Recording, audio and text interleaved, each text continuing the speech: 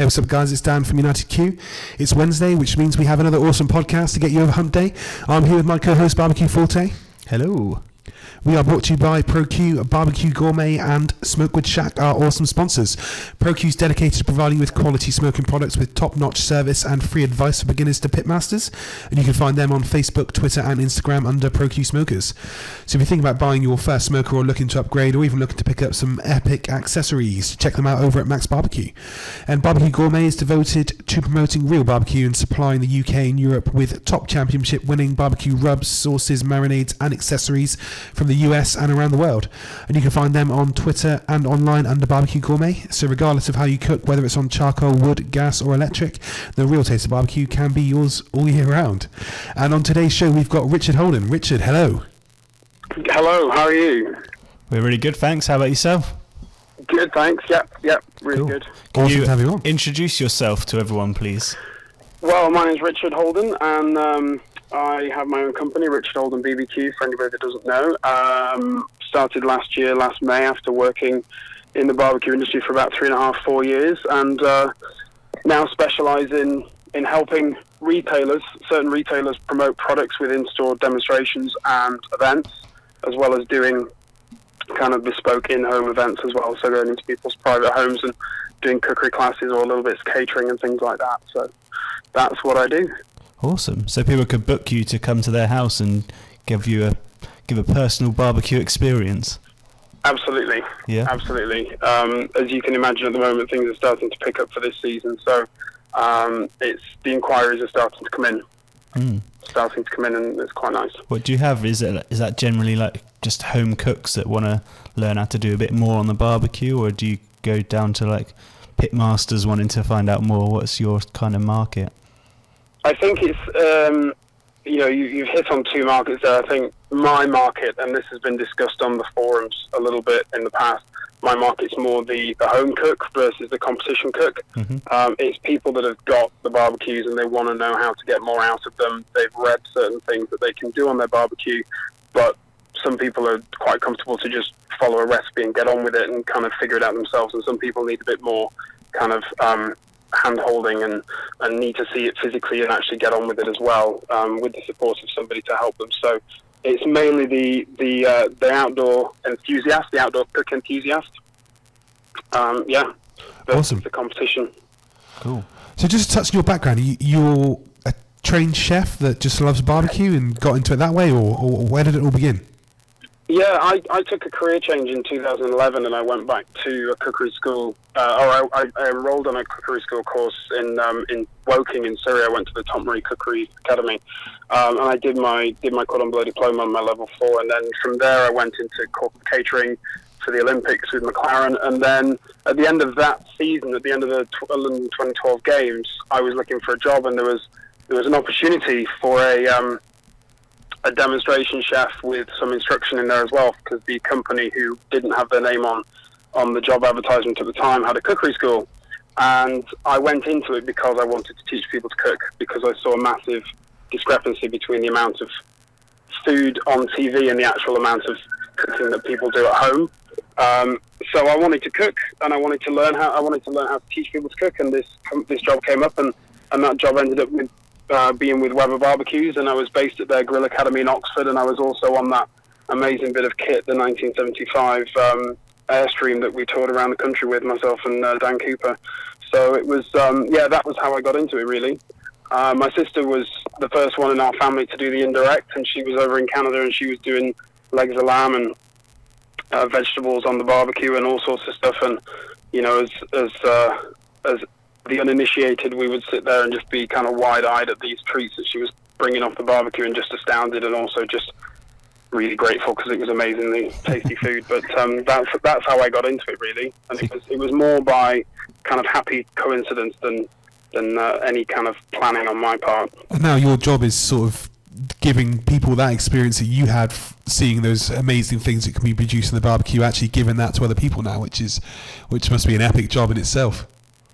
It is. It's very rewarding. You go out and people are enthused by these products. They've invested, because I don't take it for granted that these pieces of equipment that people buy aren't cheap. and part of my recommendation is that you get something that will last. But it's you're in a way you're helping people achieve the food, but you know that by achieving a certain dish on the barbecue or achieving a certain cooking technique on the barbecue, you're actually allowing people and giving them the opportunity to have those amazing outdoor cooking experiences. I know listening to the other podcasts, there's a lot of people that you speak to on here that have the amazing outside cooking areas, and Marcus has that amazing sounding outside living room with cinema screen and everything, and not everybody has that. But my thing is, yes, you can eat outside if the weather's great and if you have a shelter like that, but just because you cook outside, you don't need to eat outside if the weather's not right. But there's no reason not to be cooking outside just because the weather's not perfect. Yeah, definitely. We're definitely with you there. We're out there, whatever the weather, and it's not always about just being outside. It's a different way of cooking, and the food tastes different. That's why we're doing it. We're not just doing it just to be awkward and get wet in the rain. We were outside with 4 barbecues in that massive storm that hit us last weekend. Me and Ben were outside. It was like blowing an absolute storm, and we were still lost our gazebo. Yeah, I was going to say the forums were just going mad with or everybody just saying, I'm cooking outside the weekend. It was when it was not very nice. I think it was Storm Katie, and the forums were just going mad with everybody cooking outside and just saying, I'm still doing it, look at me. Yeah. Great. Yeah, you've got to prove yourself, haven't you? I'm pretty sure I've already said before, I've proved myself now, I don't need to do it anymore, but I still do it. Yeah. It's like battle wounds, though. If you're like a seasoned fighter, you've got these battle wounds and scars. If you're a seasoned barbecuer, you've got to have a few pictures of you outside with like a sideways umbrella. And I conquered Hurricane Katie, not a problem. Yeah, not a problem. Been there, done that. Give me the next one. Yeah. We did a tri-tip whilst there was Hurricane Katie on, no problem. Yeah. So what do you cook on mostly then, Luke? Sorry, Luke. What do I cook on mostly? Well, I know you said that your sponsors are very kindly, allow you to talk about other things. I was very generously given quite a considerable amount of equipment by Weber when I left. They were very shrewd and very smart and knew that if they gave me equipment that I would use it. And ultimately that benefits quite a few people. So I was very, very grateful, and there was quite a lot of social media activity around that time when those literally pallets were being delivered to my house. So I cook on gas, I cook on charcoal, I use the smokers as well. There's a few things that we're going to talk about in a little while as well, but the charcoals, the big gas barbecues, but mainly at the moment the Webers, because that's my kind of area of expertise, having worked for them for 3.5 years. Yeah, cool. I've watched loads of the videos that the demos that you've done, but they've been filmed as well, and I've watched loads of them. Like, that's some of the things I learnt a lot of stuff from as well. Did you watch the 1 hour 40 epic? Is that the one you mean? Yeah, the 1 hour 40 epic. It was that one, wasn't it? Yeah, I think so. Yeah, it still astounds me that people watch that. It's amazing. We had Russell said that we had a few months ago before Christmas, we actually had somebody email all the way from New Zealand saying that they watched the whole thing and that they were just so grateful that he'd actually invested in getting the camera crew down that night and filming it and putting it online for everybody else to see. So it's I always envisage people kind of drawing the curtains and getting a big bowl of popcorn and just sitting there for it's quite accurate. That's sort of what happened. Yeah. So when sort of last year you said you started your own company, so it's Richard Holden BBQ, and what is the sort of ethos of the company, or what are you all about? I know you said about doing sort of the home demonstrations, but also like what are you about? I want to kind of revolutionise the UK barbecue scene. I know there's a good number of people that are interested in doing the same thing. We all know Marcus with the UK Barbecue Mag, and he's doing amazing things, as are other people as well. But I want to revolutionise this kind of culture that it's got to be a perfect day, and it's got to be a certain. We've all got to be outside, and it's all about grilling, and it's not. Because when you look at what people eat in general, yes, their diets change from, the food that they cook changes from summer to winter. We do bigger pieces in the winter. We use the oven more in winter than we do in the summer. And I want to just help people understand that they can cook these things outside. And as you mentioned earlier on, there are benefits to cooking things outside. You can get flavors that you can't get in the kitchen. Your food's juicier. And I would, anybody that's been to my demos would know that I would say we have perfect weather in this country for using barbecues regularly. Everybody kind of stands there with their mouths open when I say that, but I honestly think we have perfect weather for using our barbecues. And there's a difference between using your barbecue and having a barbecue. But it's about really, really good produce. I have a background in the meat trade from a young age. Our neighbours in Lancashire, they had a farm shop, and they still do actually, very successful farm shop. And I was working there as a Saturday boy from a very tender young age of 9, in the years before child labour and anything like that. But it's all good. It never did me any harm. But I want to help people understand what they get when they go to a butcher and they get meat from a butcher, how that affects the whole supply chain from farmer all the way through to the butcher and the end, and the end person that eats it ultimately, and what benefit that has. And just help people understand that they can have fun with it, and it doesn't need to be stressful, and you can be in control of your barbecue. And just because it's been cooked on a barbecue doesn't mean to say that it has to be burnt.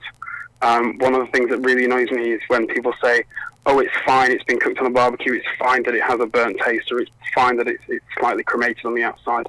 And I just think there's no excuse for that, because I'm on my soapbox now, but I think, ultimately somebody's worked hard to produce that food, that meat, so that animal. The butcher's worked hard to bring that to the counter, and you've paid for it, and it's no less valuable than if you were to cook that same leg of lamb or piece of pork or piece of beef or whatever meat it is. Vegetables are available, but the meat. So we've all heard. Meat is meat, and well, not really, but good meat is good meat, and it shouldn't really be downgraded just because it's cooked on the barbecue. It should have its moment. It should have its moment to sing and be the centerpiece of a table, and allow a family to have that great memory, have a great meal with the kind of social side of a gathering like that.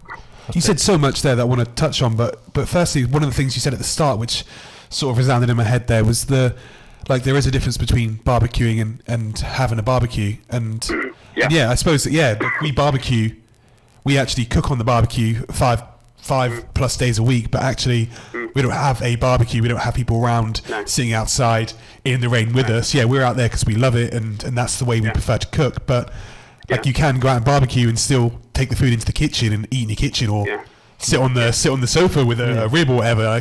You can prep in the kitchen as well. You don't need to be outside cutting it all up. You can do your prep. It's just your oven. If you want to cook in a smoky oven outside, then that's what you're going to do. It adds a different dimension to your cooking. Adds a different dimension. There's a few, there's many things that I say in my demos, and many things that you kind of learn over the years that people respond to. And one of my things is, anybody like cleaning their oven? And not many people respond to that one. So I say, well, my top tip for cleaning your oven is stop using it, use your barbecue. You can use your barbecue in exactly the same way that you use your oven. You can control the temperature, you can set up an indirect heat zone, and you can roast anything on it, from a pavlova to the Christmas turkey.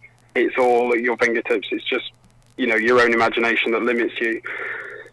Definitely. So we definitely agree with you there. Yeah, definitely, 100%. I mean, it was Ben that actually introduced me to the sort of dessert side of things. He cooks a lot of cakes and stuff, and that inspired me to get involved on that side of things. But you also do that as well. You have the whole dessert dimension with your style of cooking on the barbecue as well, don't you? Yeah, I guess it all goes back to when we put the demos together for Weber. We would always do a grill, a roast, a smoke, and a bake, because they're your four, they're the four things that they're known for, and then they obviously have other bits and bobs that go in their barbecues as well. And the bake was always one of those things. I think, people expect you to do something a little bit off the wall and a little bit out there. So, a beer butt chicken or something like that. Yeah. You roasted a chicken, mix me with something else. And I think if you can bake a chocolate brownie, or you can do a sponge cake, or you can do a chocolate cake. I know one year we did like a raspberry, orange, and pistachio cake, and it just went down an absolute storm. And even kind of sweet, but verging on the savoury as well. We did a cornbread one year to go with the chili con carne, and I don't always expect people to go home and recreate the baking on the barbecue, but for me, it's kind of one of those things where it's like a line in the sand that says, look, okay, your kind of skepticism needs to stop about this whole outside cooking thing, because it is real. You can do it, and if I can bake a cake on a barbecue and you like it, then you can do anything on your barbecue. There's no limit. You know, it is just indirect heat if you're doing something like that, and control the temperature, lid down, and away you go. So the baking, and also I have quite a large sweet tooth, so it's just always a little guilty treat that I add in there. It goes back to like what you said there about like your sister and her sort of showing you what can, like, those amazing things that can be done on it. It's like opening your eyes to what can be done on a barbecue, and I suppose it gives you that factor again of like whenever we say like, okay, like Ben's one is a pineapple upside down cake, and when you I bake a cake, or I did a brownie last week or the weekend. I cooked a really awesome brownie on the barbecue, and people just, it's another wow factor that they understand that there is really nothing that you cannot cook on the barbecue, and that is something that we both believe in, and it's something you believe in as well, which is awesome. On the dessert front, Richard, what would be your ultimate favourite dessert that you could ever serve if you're going to try and impress someone? On the barbecue. If I was going to impress someone, there's two answers to that. One is, if I was going to impress someone, I would do a pavlova. Okay. Because to do a pavlova everybody knows is quite. It's not tricky. Let's not kind of overcomplicate this thing like they do on TV often. It's just egg white, sugar, a bit of cream of tartar, and some vinegar. Whisked up and away you go. But it's controlling that temperature. It's that precision. It's that ability to have command of your cooking implement, and that is a wow factor. Mm-hmm. If I was going to have a guilty pleasure in what I would cook on the barbecue, it would be sticky toffee pudding. Yeah. Because I'm a northern lad, and sticky toffee pudding, either with ice cream or custard, is just to die for. So, yeah, there's two answers to that one. If I'm going to impress somebody else, then it would be the pavlova. If it was for myself, then it would be sticky toffee pudding. Yeah, we love sticky toffee pudding. We were trying one out the other day, and we did like a bourbon whipped cream with it as well, and it's just love. Oh. Yeah, it's good. Yeah. Good. Yeah. Get hungry now. Yeah. That's the only problem with these conversations, with these podcast guys, is that when you're driving along, because I listen to them when I'm driving along, and you just want to eat whatever people are talking about.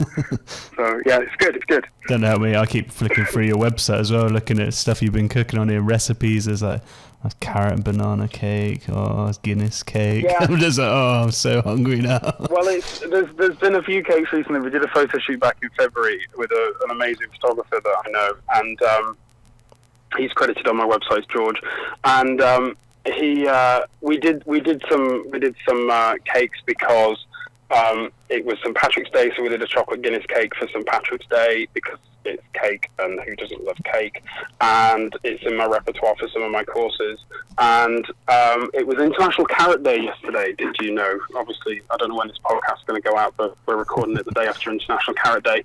So I did a carrot and banana cake for the website and the recipe download. So yeah, it's quite a few cakes on there. But there's lots of recipes to come, and it's just dripping them out as and when things come up. So I love carrot cake. Yeah. Carrot cake's probably one of my favourite cakes, so I'll definitely try that. Just getting the vegetables in there, it's like a red velvet cake, and maybe using beetroot. It's a nice way of adding a vegetable and getting some extra moisture into your baking. Yeah, keeping things nice and moist. I was going to ask you what sort of fuels you use, but you are sort of an advocate of like all fuels, aren't you? You use briquettes, lumpwood, gas. You're a bit of everything, aren't you? Yeah, it depends what you're cooking.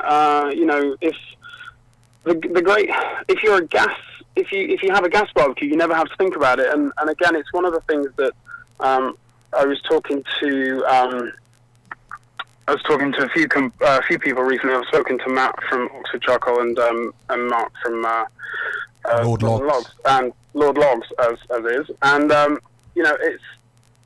I want to help people. I want people to understand that when they have a charcoal barbecue, not all charcoal is created equally. And again, in the same way that meat, you get what you pay for.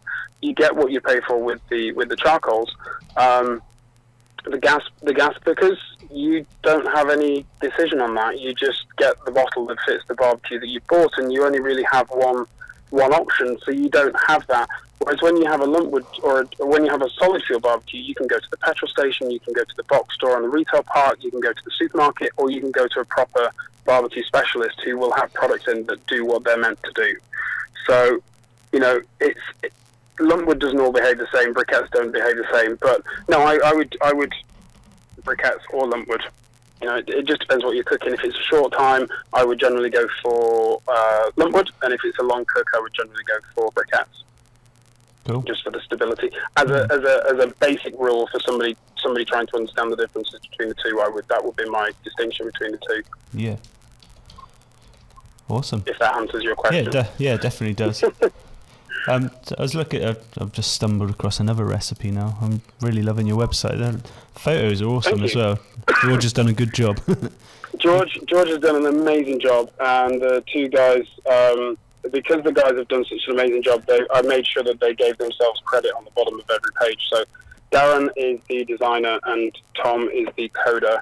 Darren got more credit for the website because people know what a designer does. Tom, not many people apparently know what coding is, but Tom's done an amazing job, and George, the photography, is just outstanding. So really, really happy with the guys and what they've done with it, and happy for them to use it as a showcase if they want.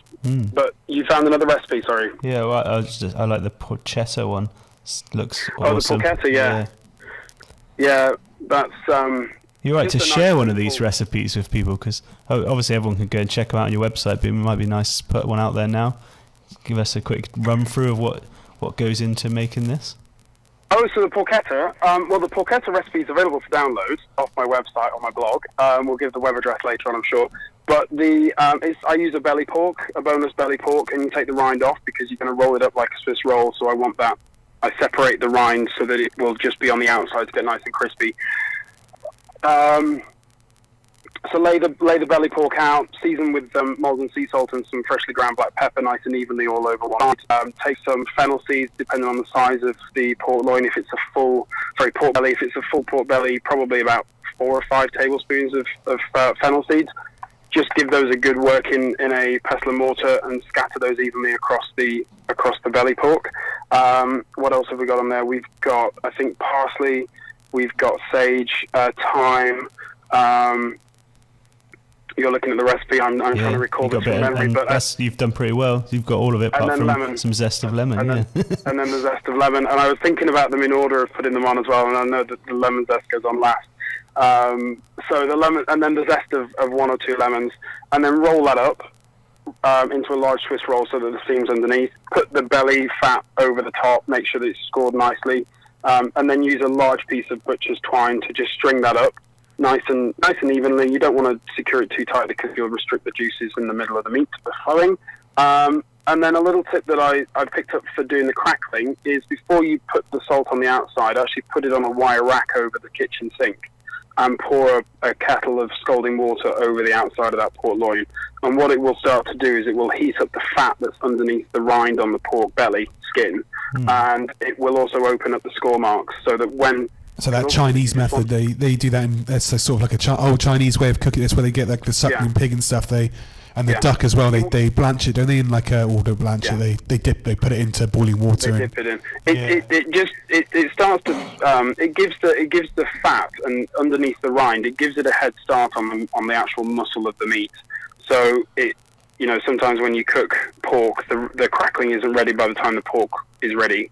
Well, if that's the case, the meat needs to rest anyway, so just take the rind off and put it back on the barbecue and let it crisp up. But if you just pour scalding water over it, a kettle full of boiling water, it will just open up those score marks, heat up the fat underneath, and it will just make it easier for the fat to just render out. Pat it dry with a tea towel and just sprinkle on some more salt and rub it well into those scores, and then you're ready to go. I think around about 160 degrees C in direct heat. You wouldn't put any oil on the outside? Yeah, I'll give you 100% for that, I think, to be honest. Yeah, it looks awesome. Yeah. You could put a little bit of oil on the outside, but you're going to get enough fat kind of rendering out of that skin and out of the rind. It's completely up to you, though. Any oil that you do put on the outside will just help the sea flakes to stick and to make sure that crackling is nice and salty when you eat it later on. Awesome. So for a guy with such a large sort of repertoire of recipes and someone who sort of tries to push the limits of what can be cooked on a barbecue, do you have at all like a standard cook, or do you have a favourite cook on the barbecue that like every time, I don't know, like say you're not cooking for I don't know, a picture, or you're not developing a recipe, it's something you turn back to and just love to cook on a regular basis for the barbecue? You can say not really if you don't really. It's just a... No, I do, but I don't. That doesn't really answer your question. What I mean by that is, one of my favourite meals is just a Sunday roast. Yeah. And it could be beef, pork, lamb, turkey, chicken. I think because a Sunday roast brings people together, and it's the social side as well as the food side of it. And that's kind of going back to what I was talking about earlier on with the ethos. It's a Sunday roast, and having the barbecue repertoire. It's also, it's a go-to recipe, would be pork ribs, because, and then I don't want to sound cocky when I say this, but they're so simple to do, and people are amazed when you do them, and they realise how few steps there are in the preparation and in the cooking. But and if anybody wants to learn more, then they can just tweet me or Facebook me or come on one of my courses. But it's sorry, shameless plug. You were thinking it, I said it. But it's a Sunday roast. It's a meal. It's a big meal. It's about getting people together and just sharing good food. Yeah, I definitely agree with you. It's like my family favourite. Like every Sunday without fail, our roast dinner is done on the barbecue. That's how it is. Yeah. And like literally, you've just said almost what I did this Sunday just gone. I've literally just done like a rack of pork ribs and full roast dinner, and that was it. It's the first time we've had ribs and a roast dinner before, to be honest. We normally have something more of a chicken or beef or something, or lamb or pork or anything, but we've never had just pork ribs and our roast dinner. But it was lush. One of the reasons why I don't necessarily focus too much on the American style of barbecue, and the reason for that is because people will get there if they're interested. The way that I try to entice people into using their barbecue is to show them dishes that they can identify with. You show them a roast chicken. Oh, we had roast chicken on Sunday for Sunday dinner. Or you show them a leg of lamb. You show them the porchetta. You show them for this month, we've got the recipe coming up for later this month because it's St. George's Day. We are doing a rib of beef with a herby mustard crust on the outside of it. So I'm showing people dishes that they can identify with, and they have a slight barbecue twist to them. It might be a bit of wood smoke, it might be something else. But if I can show people a dish that they can identify with, then they know what the final outcome should taste like, so they know they've got it right. And then they'll go off and explore, and they'll come back and they'll ask for things like pulled pork shoulder and ribs and brisket and the American classics. But if I can show them something that they can identify with as British fare, then that might just make them think, oh, this barbecue malarkey is actually everyday food. Yeah, definitely. I think it's really how I started, to be honest. Like, it was only once I got my first like Weber kettle, and that sort of got me like really hooked on barbecue. And probably seeing someone like yourself doing like demos at like Fermoy's, our local like garden centre, and seeing all these different things being cooked. And it wasn't about American barbecue, it was just about cooking on the barbecue and doing something different. And it wasn't until I got really into it and I'd cooked everything that I normally cook on the barbecue that I then started to venture out into the like you can see American way. In his recipes, you can see that sort of the flavours and stuff being used are your sort of traditional British ingredients, rather than pulling in the sort of all the US sort of style of things, and that's interesting in itself. And looking forward to your beef there. I did a few weeks ago. I did just a joint of beef, and I did like a South Carolina mustard with a herby sort of crust with panko breadcrumbs on the outside of it, and it was really really nice. So I'm looking forward to trying yours out when it comes. Beautiful. I think the other thing as well is if again, if people are interested in the American thing, there's slight differences in the ingredients that you have in your store cupboard. Whereas if I show somebody the river beef that's coming out is going to have some whole grain mustard on it. It's going to have some chopped rosemary, some parsley, a little bit of thyme and seasoning, and a few other bits and bobs. They're all things that people should have. Yeah. Not should have, but probably will have in their kitchen. I mean, they're going to have them in their kitchen, so it's really fail-safe as far as they don't need to go out and invest in lots of little jars of this, that, and the other that they're going to use a teaspoon of or a tablespoon of. It's stuff that they have already. And then, like I say, once they've got that, then they'll carry on and they'll be a bit more intrigued to do more. And that's a great thing about one of our sponsors, which is Barbecue Gourmet UK, who actually they sell like the championship winning sort of rubs and spices and stuff from the US. They import them all from the US and actually sell them in the UK and European markets. So if you actually did want to venture into that side of things, they actually sell a lot of these sort of already made and proven sort of rubs and stuff, which is pretty cool. I want to just let you quickly, because we've talked about the website, we've talked about contacting you on social medias. Can you run off your social medias and website quickly? And we'll do it at the end again anyway, but just in case anyone wants to get on there as they're listening and start reading through some recipes. My website is www.richardholdenbbq.com. Dead straightforward. There's a blog on there and all sorts of information about upcoming events where I'm going to be for demonstrations and cooking classes. The public ones, if people want to book a private one, my contact details are on the bottom and they can either contact me on phone or email. As far as Facebook and Twitter and Instagram, I've kept it really simple. They're all R Holden BBQ.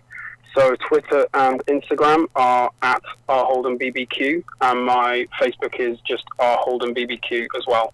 So all those three are nice and simple and nice and consistent across the board. Awesome. Yeah. Cool. You've got lots of events already booked in, I can see on your calendar on here.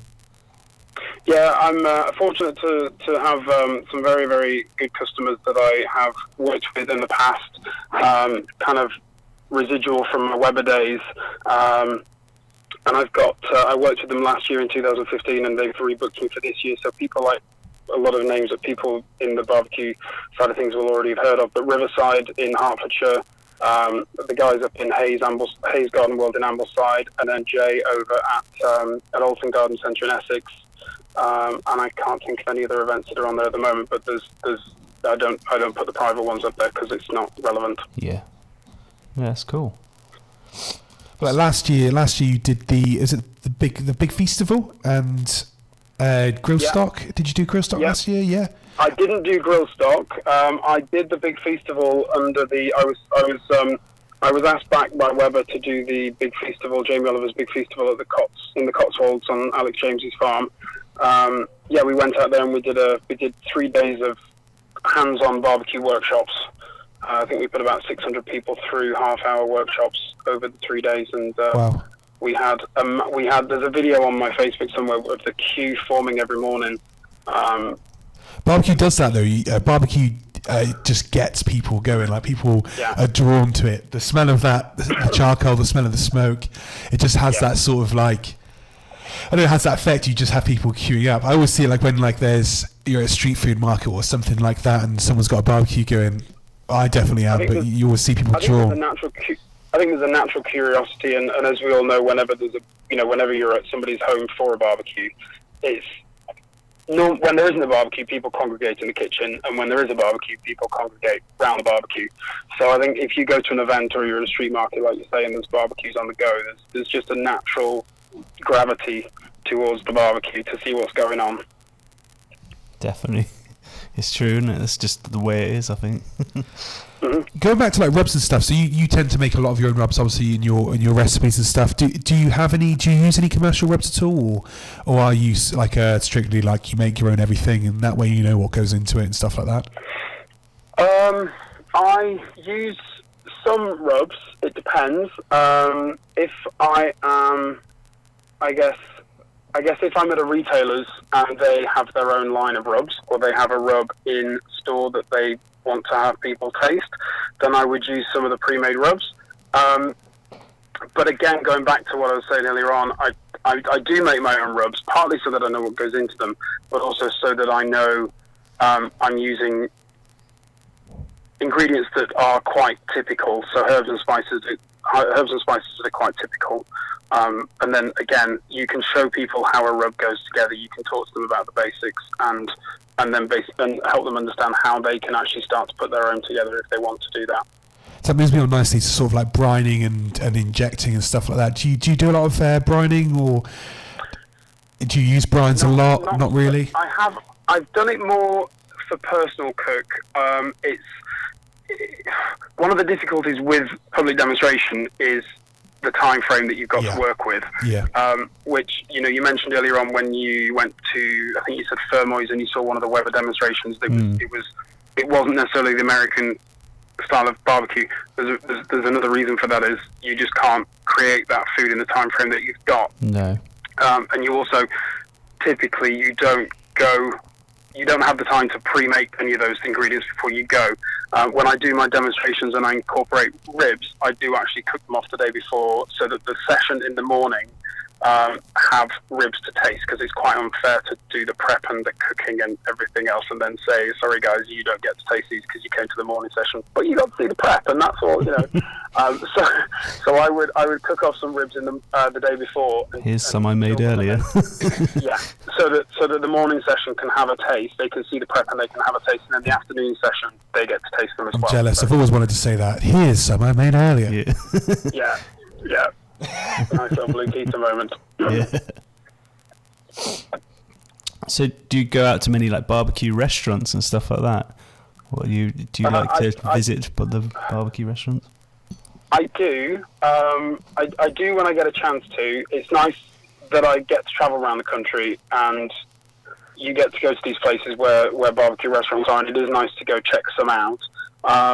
I was over in Harrogate at the weekend to see some friends, and we went to a place called Christian's just south of Harrogate that they wanted to take me to, and it's not necessarily barbecue, but they do have an outside cooking area, and I think they do try and inspire some of their menu using the outside cooking techniques. But yeah, it's not something that I get to do a lot of, but because you're kind of driving from.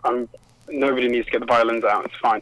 But driving from early in the morning, working all day, and then driving. We're jealous. In the evening. Sometimes it's a motorway services sandwich and a bag of crisps on the way home. But it's all good. You get to eat the crumbs that are left after everybody's tasted the food that you cooked in the demo. So I don't get to keep one rack today and have a barbecue. So yeah, sometimes you do, sometimes you don't. Yeah. But no. I have to remind myself that I get to go to work every day and have a barbecue, so life is good. Yeah.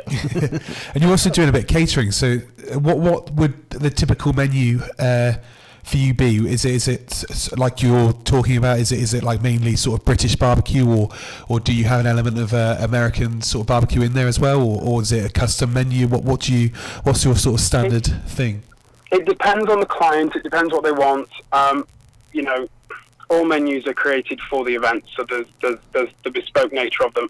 Typically British barbecue, although I will generally put a couple of menu suggestions together. One is your traditional burger, sausages, kebabs, steaks, things like that. Not that there's anything wrong with that, but then my kind of plan B is things like a butterflied leg of lamb, or some nice seafood, some whole roasted sea bass and things like that. And generally, by doing something like that, you pique an interest. But it depends on the situation. So in July, I've got a barbecue for the day after a wedding, and they're doing a garden party barbecue. So they want sausages, burgers, and kebabs.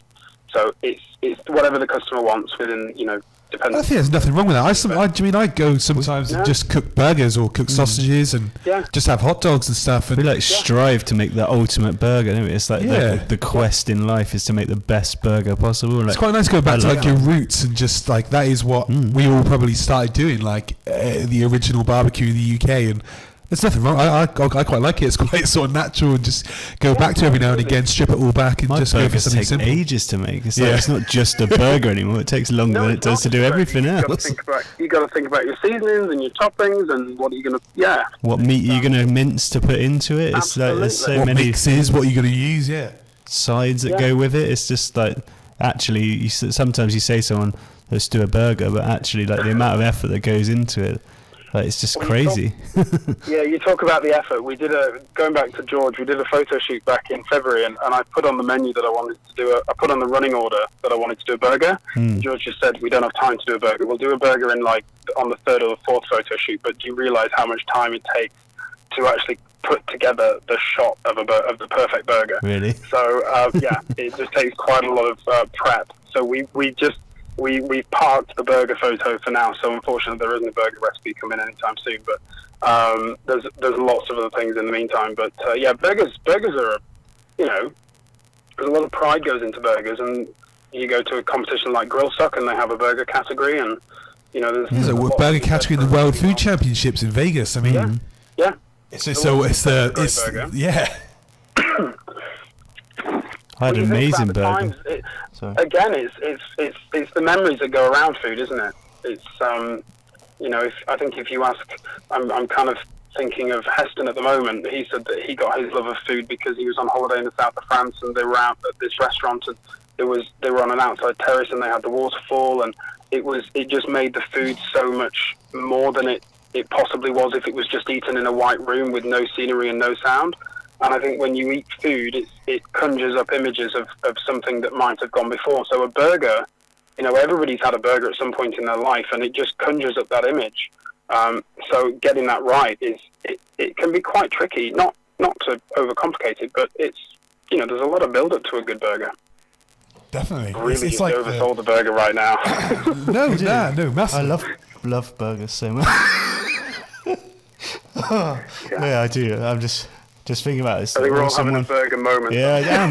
I'm just thinking about one of my favourite ones probably when I went to Barbacoa, Jamie Oliver's barbecue restaurant in London, and it was 25 quid for a burger, but it's still up there as close to one of the best burgers I've ever had. And I've every element of that burger would have been the best it could be. Yeah. It was like truffles in it and all sorts of stuff in it. You just think like everything about this burger's been like so thought through that it's like the perfect piece on the plate. And it felt a bit crazy like going all that way to a restaurant going, I'll just have a burger. But it wasn't just a burger, it was like an amazing burger. Yeah. Well, I lived out in Canada for 7 years, and my sister lives over there as well. And we would actually, when we went to a new restaurant, we would judge a place. We would benchmark a restaurant or something based on their burger. Yeah. So that would, because if you can't get a burger right, not to kind of say that a burger is really simple, but if you just pass over a burger and don't put care and attention into it, so we would actually order the burger in a really nice restaurant just to see how they did it. I like that. That's a cool method. I like that method. Yeah. Yeah, that was kind of our benchmark. At least one of us would have the burger, and then we would share. But I'm terrible to go out for dinner with because I will never have the same as anybody else, and I want to share and I want to swap. Sounds like my girlfriend. I'm like, I'm like, whatever I order, she's like, I'm like, what do you want? And she's like, well, what are you having? And I'm like, that doesn't matter what I'm having. I mean, whatever you're not having. Whatever you're not having, and normally something that you don't want. Yeah. So, can I have it extra hot, please? Yeah. I won't say that I won't have, I want to know what it's just like, let's make sure we get a good selection of everything off the menu so we can do a fair assessment of the menu and yeah, don't get me wrong, I want to try your food, I just don't want anyone to try my food. Yeah, that can be the problem sometimes, especially when you think you've got the best dish on the table. So when it comes to like smoking foods, do you have a favourite smoking wood? Yes, and yes. I just when I was talking about food memories and invoking things, one of my first recollections of barbecue was, and I know exactly when it was. It was July 2000, and no, it wasn't. It was July 1997. We went to Canada for holiday, and we went to the Calgary Stampede, which is a massive rodeo. They call it the world's greatest outdoor show on earth. And they have the kind of food area in the midway and everything. And there was this great big trailer smoker, great big horizontal trailer set smoker, and they were doing hickory smoked brisket. And you smelt it before you saw the stand. And we had to have one because my family's background, both of my parents' background is farming, and I worked in a butcher's, so beef is very prominent. We always had roast beef on a Sunday. If we had chicken, we thought we'd done something wrong. But so we smelt this thing, and then we had to have one of these with hickory smoked brisket sandwiches, and it was just to die for. So hickory for me is one of those things that harks me back to a first experience, a first encounter of barbecue. But I also really enjoy the whiskey smoke that you can get with the different whiskey chips that are out there. Yeah. You get the depth of flavour from the wood itself, and then a really nice sweetness from the whiskey that's imparted into the chip, obviously in the life of the cask, and it's doing its job. So those are my two favourites, really. I got a little sneak preview when I was at ProQ headquarters, and they're just about to release a whiskey oak barrel wood, and literally they opened up the bag, and I put my nose in, and it felt like it got me drunk straight away. It was like because I mean they're using a single malt whiskey barrel, and it's like the flavour that's got in there. They've been in there for years, and it's like that product's coming out soon, and I was blown away by it. I've never opened. There are loads on the market. These whiskey barrel smell shows. of it, but that was just like the next Honestly, level. I opened this up and I felt like I was drunk after sniffing it. It was incredible. It's like you've just got. Do you know when you freshly poured a glass of whiskey and like you hold it up to your nose and take a breath? It was genuinely like that. They had captured that flavour in the wood, and I'm really looking forward to giving that a try and using it. So that's something cool coming out soon. When I do a course and we use whiskey, I pass the container around that I soak the chips in and just get people to smell it. And sometimes people, you have to kind of you look at sometimes when people are having a sniff of it, and you have to say, you don't drink it. It just smells, like you say, it just has that aroma, and one of the misconceptions is that you soak these chips in whiskey. Once had somebody say that they did that, and then no. So that they lasted long, did they? Had a slight incident on their charcoal barbecue, shall we say. It's just, the smell of it is just incredible. So those are my two favourite wood chips, wood flavours. Yeah, definitely. So when we were off air, you gave us a little bit of an insight into some activities with Traeger coming up. So can you enlighten us a little bit more? Can you give us some inside knowledge there? Well, ever since starting up my own business, I want to just get more into the outdoor cooking, and there was quite a bit of what equipment you're going to use, and is he going to use the Weber, and yes, I was always going to use the Weber because it's what I know and it's my strength, but I want to have a full understanding of the equipment that's out there on the market, and there's a new company or an agent for Traeger in the UK, and they're bringing them in. And they actually have their roots in the meat business as well for a couple of generations. And they contacted me because they're talking to people like Ian at Hayes and Russell at Riverside, as well as a few other retailers. And both of these two customers said, we use Richard Holden for our demos. So if you want to do demos, you got to talk to him. So I got a phone call from Mike, and I was asked for a meeting, and I left the meeting with a Traeger and a couple of bags of pellets, and they arranged for a whole pork shoulder and a whole brisket to be dropped off somewhere convenient. So looking at the pellet smoker, which is a new product for the UK, and it's a new type of product. I don't think anybody else has got a pellet smoker. And just been, reading up on it and asking about it, and there's a team out of Canada, Danielle of BBQ. She has an affiliation with Traeger, and I've been talking to her as well and getting her insight in it. And then very kindly and very generously, Mike and the team at Al Fresco have asked me if I would take some time out and take a trip over to Salt Lake City, where the company's based, and do some kind of get immersed in the culture and understand what the company's about and the product's about, and learn more about them, so that when we come back, I can help them with some demonstrations and get if you need any help with that trip, just let us know. We will come in. We can carry your bags or eat your food, whatever you want. Give you massages, stuff like that. You can do that. I'm fine. So, you're a guy that's fairly open to sort of your fuels and stuff like that. How have you found using the Traeger so far, then? Really, really straightforward. You put your pellets in the hopper, and for anybody that doesn't know, it's electric powered, but the electricity powers the kind of small built-in inboard computer which controls the temperature, and the temperature built-in thermometer alters the speed of the auger in the bottom. So it looks like an offset smoker where you've got the drop-down, what would be the smoke box, but instead you put your wood pellets, and in the bottom of there it's an auger-fed system that goes into the bottom of the actual barrel, the main part of the cooker, and it goes into the fire pot, and then there's a hot rod in there that burns these virgin wood pellets and creates heat and smoke. And it's really simple. It's all dials. So you literally plug it in and you set the temperature based on a dial on the front of the control panel. And some of the other ones have two options for the inbuilt temperature probes.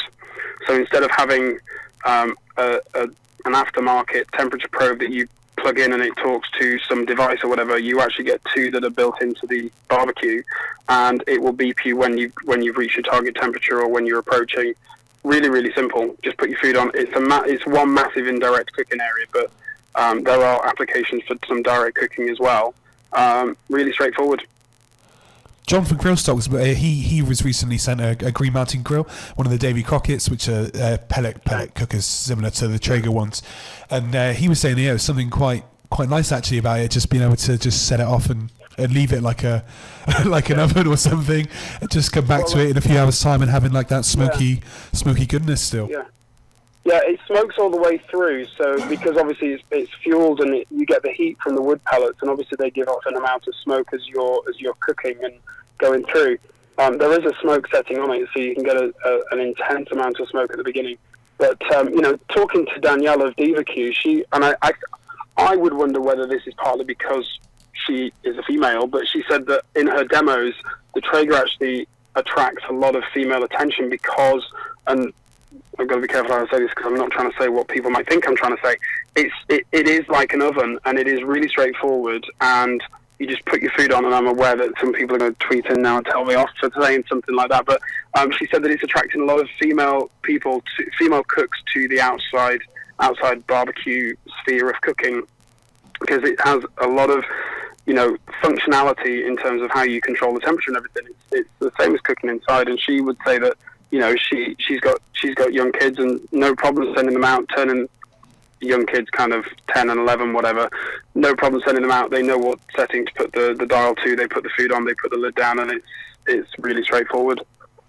What's it like when it comes to cleaning that? Because that must be more similar to like an oven now, because you're not going to get your fire up and burn off inside, are you? You've just got a smoke stream running through, so is it just building up inside? Do you have to clean it? No, you've got the fire pot in the centre, and I need to know more about it, but from what I've seen, you've got the fire pot in the bottom, and then above that you've got a baffle that kind of spreads the heat left and right, and then above that you've basically got an angled piece of metal that sits underneath the cooking grate that slopes down to the opposite end of the cooker from the pellet hopper, and that creates your indirect cooking zone. So there's like a 1-inch gap all the way around the outside of that so the air can circulate, but it creates an indirect cooking zone, and that slightly angled piece of metal allows all the fats and the juices to drain off to the opposite end, and then there's a little channel that goes out through a little pipe and into a bucket,